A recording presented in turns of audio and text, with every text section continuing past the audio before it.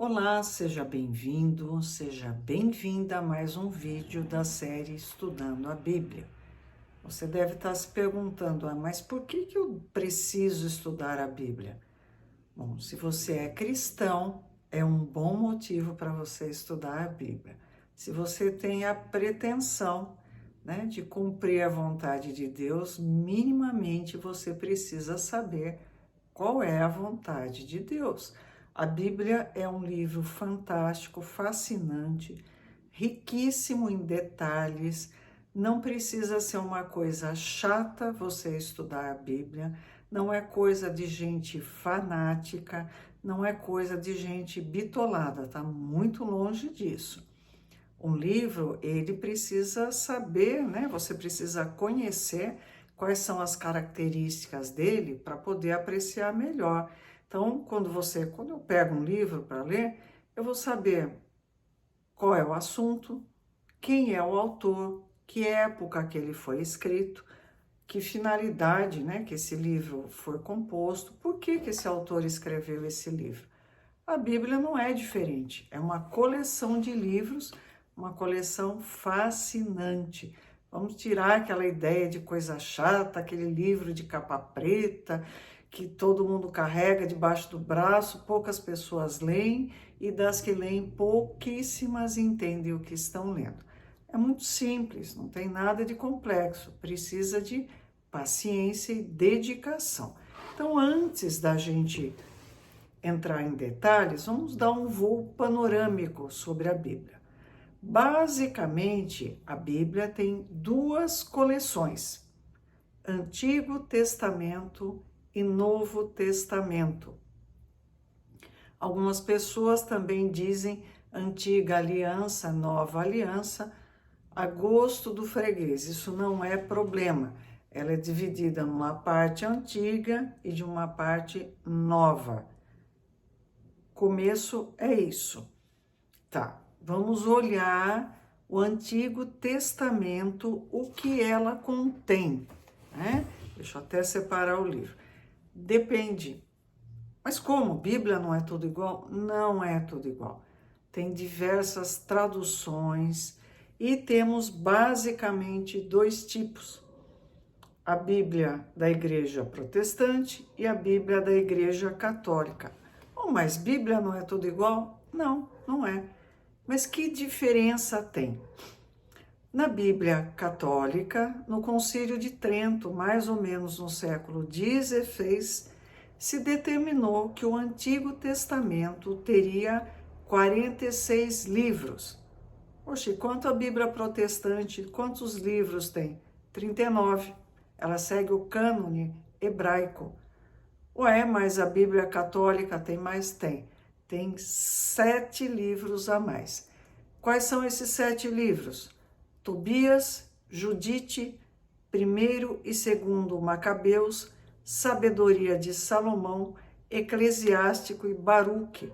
Reforçando, esses livros não estão presentes na Bíblia Protestante. Tá, qual deles está certo? Depende. Se você está católico, a Bíblia católica é a correta. Se você é protestante, você vai ler a Bíblia protestante, e esses 7 livros são ditos como não pertencentes ao cânone hebraico, portanto, não fazem parte do Antigo Testamento. Ah, é? É. Não tem certo ou errado, são visões diferentes sobre determinado assunto. Cada um segue o que achar mais adequado. Bom, tá. 46 livros na Bíblia Católica, 39 na Protestante. Quantos são os autores? Mais ou menos, São 28 autores diferentes em um período de 2000 anos.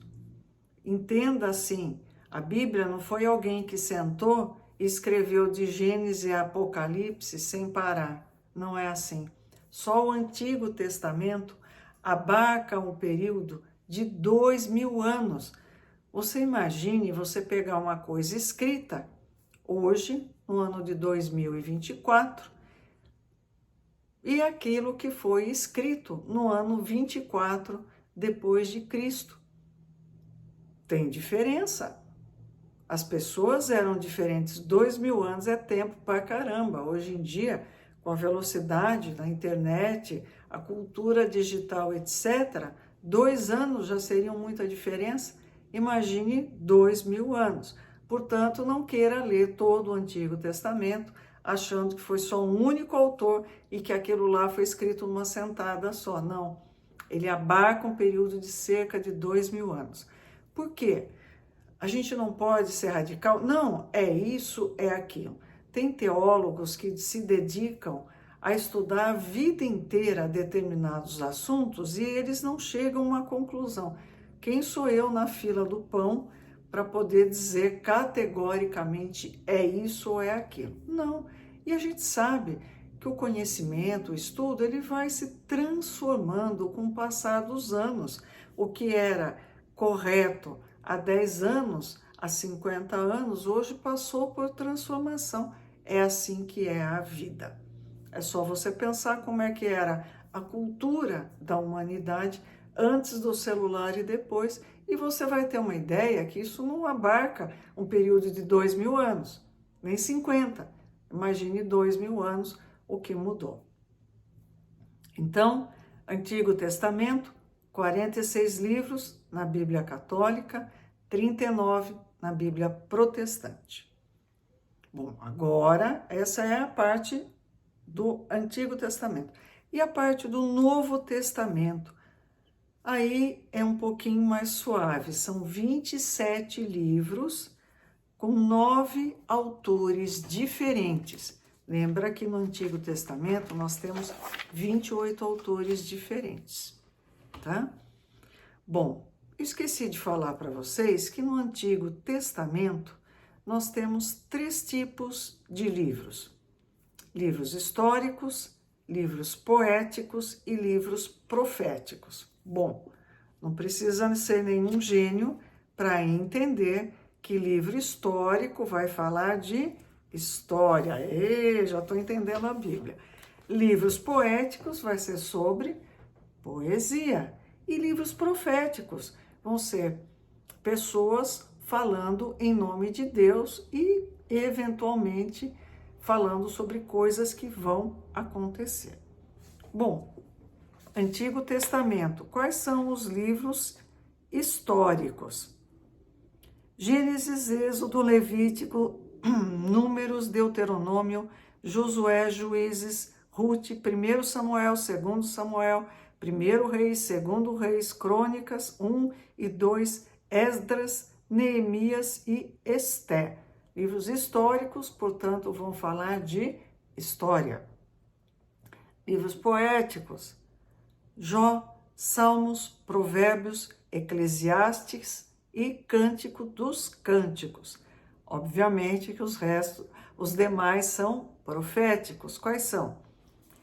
Isaías, Jeremias, Lamentações, Ezequiel, Daniel, Oséias, Joel, Amós, Obadias, Jonas, Miqueias, Naum, Abacuque, Sofonias, Ageu, Zacarias e Malaquias. Poxa, mas eu preciso decorar tudo isso? Claro que não, né? O índice na Bíblia está lá exatamente para isso, para você não ter que decorar, né? Com o tempo, com o manuseio, você vai se familiarizando, né? E vai entendendo melhor. Bom, voltando ao Novo Testamento, são 27 livros, né? Com 9 autores diferentes, um período de menos de 100 anos, e aí nós temos também 3 tipos. Histórico, poético, profético? Não, aqui é diferente. Históricos, epístolas paulinas, como o próprio nome diz, escritas por Paulo, e epístolas gerais, que são os outros que escreveram. Quais são os livros históricos do Novo Testamento? Mateus, Marcos, Lucas, João e Atos. Tranquilo. As consideradas epístolas paulinas, escritas por Paulo. Romanos, 1º e 2º Coríntios, Gálatas, Efésios, Filipenses, Colossenses, 1º e 2º Tessalonicenses, 1 Timóteo, 2 Timóteo, Tito e Filemon, escritas por Paulo. Epístolas gerais, tem controvérsia, principalmente quem é o autor de Hebreus, mas deixa isso para lá. Hebreus, Tiago, 1 Pedro, 2 Pedro, 1 João, 2 João, 3 João, Judas e Apocalipse.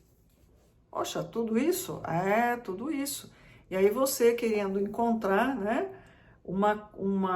um fator comum a todos esses livros. Tem. Todos esses livros, quer sejam os livros do Antigo Testamento, quer sejam do Novo Testamento, eles têm um denominador em comum, escritos sob inspiração de Deus.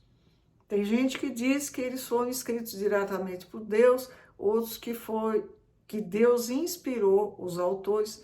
Deixa a polêmica de lado, isso não interessa, a menos que você queira se aprofundar no estudo e saber em detalhes. Aí vai interessar e muito, vai cair em questões teológicas que vão fazer toda a diferença do mundo. Mas para você, mero mortal como eu, que está pensando, poxa, eu preciso ler a Bíblia porque o Antigo Testamento vai me apontar para Jesus, para o Messias, para o Cristo. E aí eu conhecendo Jesus, o que ele me ensina, eu sei como me posicionar enquanto cristão, ó, belezinha, já tá bom demais, não precisa muito detalhe. Não, mas eu quero me aprofundar, ótimo. Primeira coisa, vertente católica ou vertente igreja reformada, escolha seu lado.